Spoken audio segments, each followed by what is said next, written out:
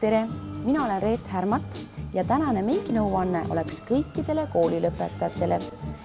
Kuidas teha endale selline meik, mis püsiks siis terve päeva ja jääks ka foto peal ilus? Kõige tähtsam on jumestuskreemi valik. Kindlasti tuleks vaadata siis nii kaela ja keha ja ülejäänud siis kogu nägu, et proovida seda jumestuskreemi tooni näo alaosas. Kui te ei ole kindel, et mis toon sobiks, siis tasuks võtta mitu erinevat jumestuskreemi tooni ja proovida siis lõua alumisel joonel, et te näete nii kaela kui ülejäänud nägu. Ja seejärel siis kanda kas siis meigišvammiga või sõrmedega, kuidas kellel mugavam on see jumestuskreem ühtlaselt näole. Kindlasti tuleks tähelepanu pöörata siis natukene ka siis lõuajoonest allapoole, et veidi toome teda ka kaelale seda jumestuskreemi, et jääks selline ühtlane tekstuur. Nüüd, kuna Max Factori jumestuskreem on veebaasil, siis võite kindlad olla, et ta püsib ilusti terve päeva ja ei ole liiga siis selline nagu paks näol. Nii. Silma alla jumestuskreemi väga ei tasuks panna, sest et muidu jääb liiga selline, võib-olla kuivatab seda silmaalust nahka, et sinna kanname siis spetsiaalse valgust peegeldava peitekreemi. Natukene võib siis seda jumestuskreemi ka kanda huulele, et saaks sellise hästi ühtlase ja neutraalse huule värvi. Nii, järgmine etapp oleks siis valguspeegeldav peitepulk. Et kui jumestuskreem valida täpselt naha tooni, siis valguspeegeldava peitepulga me valime toon heledama.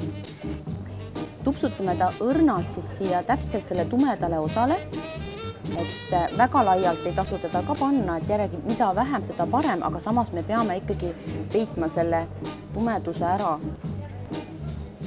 Ja võib ka siis kanda seda valguspeegeldavat ka silmalaule, sest kellel natukene võib-olla siin on õhem nahk, siis kipub see lauvärvi toon ka jääma tumedam silma peal ja ei jää täpselt see värv, mis tundub siis lauvärvikarbis.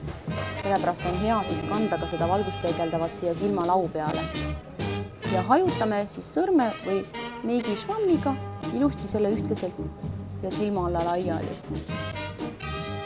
Veidi siis võib sellega ka modelleerida nägu, et kui me tahame, et tuleksid veidi siis see ninajoon esile, huulekaarele, lõuaotsa ja ka veidi põsesarna peale.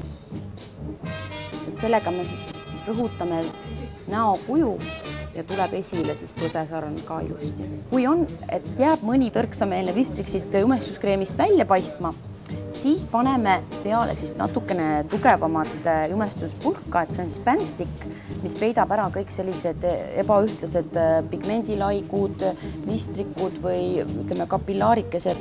Võtame natukene seda bändsticki ja siis surume selle väikese vistriku peale ja hajutame ilusti ääred ära.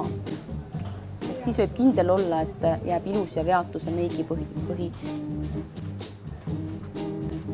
Nüüd, kui meil on ideaalne põhi valmis, siis me kogu selle kupatuse kinnitame puudriga.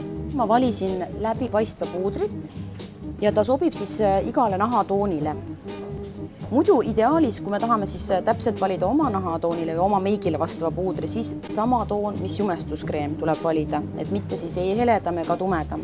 Aga läbipaistvaga on see hea asi, et sellega ei pane siis kunagi mööda.